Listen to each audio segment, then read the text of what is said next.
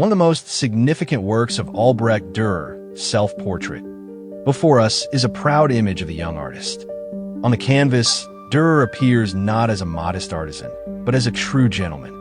His figure almost fills the entire space. The light emphasizes his face and wavy hair, and his expensive Venetian suit and thin gloves speak of his high position. Behind him, a landscape with green meadows and mountains opens, reminiscent of his journey through the Alps.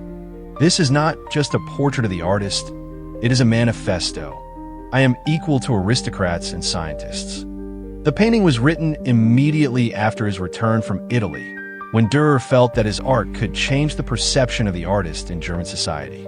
He himself speaks of himself as a Venetian gentleman, and that is how he wanted to be seen. His figure is a challenge to time. The artist no longer stands in the shadows. He himself is the main character. Standing in front of this canvas in the halls of the Prado, we feel that Durer painted not only himself, but also the new role of the artist in the world.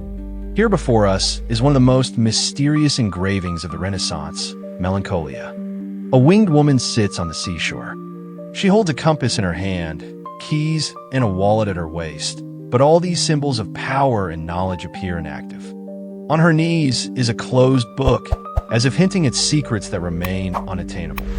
The master's tools are scattered around: a hammer, a saw, a plane, tongs. Nearby is a perfectly polished sphere and a mysterious stone polyhedron. On the wall we see a magic square with the number 34, in which the date of creation of the engraving is encrypted. Above all this is an ominous comet and a rainbow, and on the wings of the bat is the inscription, Melancholia. The figure of a woman embodies not only longing and powerlessness, but also an obsession with creative search. In treatises of that time, melancholy was considered a temperament of genius, and Durer seems to be creating his own spiritual self-portrait. In every detail, from the keys to the scales, from the comet to the dog at his feet, there are symbols embedded that speak of the burden of knowledge and the impossibility of knowing the absolute truth. This engraving remains a mystery to this day. Is it a spell that should drive away sadness, or a reflection of the artist's inner state? It is called the most philosophical image of the Renaissance. And now, another facet of Durer: night, death, and the devil. Before us is a rider in heavy armor. He rides along a narrow path, and a dog walks next to him, a symbol of loyalty. He is surrounded by dark figures. Death with an hourglass reminds of the transience of life, and behind him stretches the ugly devil. Look closely. A lizard crawls near the horse's hooves, an alchemical symbol of relentless striving. Durer did not introduce these images by chance.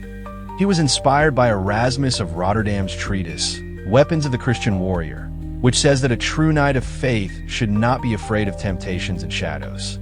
In the engraving, the knight does not look back. He looks only forward, regardless of threats. In the distance, a castle is visible, the goal of his journey.